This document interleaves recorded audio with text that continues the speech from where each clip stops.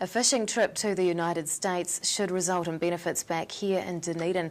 Otago Fish and Game ranger Steve Dixon has just returned from a month-long trip after he won a staff travel scholarship. He joins us tonight to explain what he found. Good evening, Steve. Good day, Rebecca. 4 weeks in Missouri and Massachusetts. Tell us what you got up to. How do you say it properly? Massachusetts. The first week in Missouri I spent helping out organise a Roaring River Kids fishing event. The second week I visited some trout hatcheries and did some angler education programs. The second 2 weeks was spent in Massachusetts, where I did 3 kids fishing events, visited some trout hatcheries and did a couple of presentations for some wildlife services. Now, how do the wildlife services over there compare with Fish and Game here? Each state has its own Fish and Game Conservation Department, which is state-run.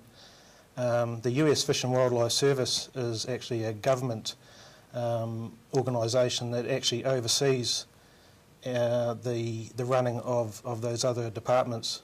So they help out with financial assistance.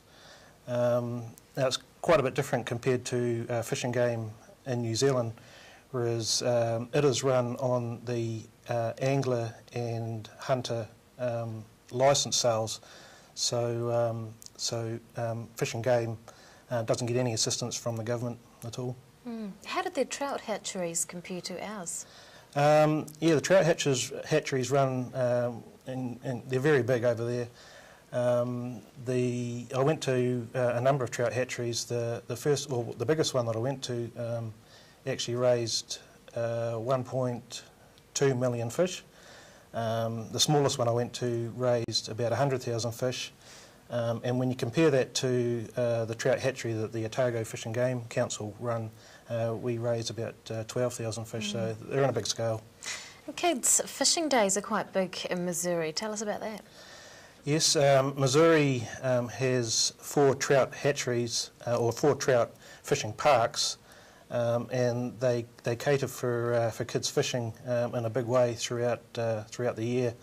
I went to a Roaring River Kids fishing event, and there was over 1,200 kids at that event. They roped off 1.5 miles of river and liberated 3,000 fish in for the event, so it was a big event. What are you going to do with the research that you've gathered? What I'm going to do with the research is I'm going to write a report to the Fish and Game Council and then hopefully go to other fish and game regions throughout the country and show them what I found and hopefully run a big kids fishing event here in Otago. Is that the one thing that you would say that you took away from that trip that you'd really like to introduce here? Yep, what I'd like to introduce is a big kids fishing event in Otago where there's no limit to the number of kids we can have heaps of activities for the kids and heaps of fish to catch and just have a big fun family day. Otago Fish and Game ranger Steve Dixon, thanks very much for your time. Thank you.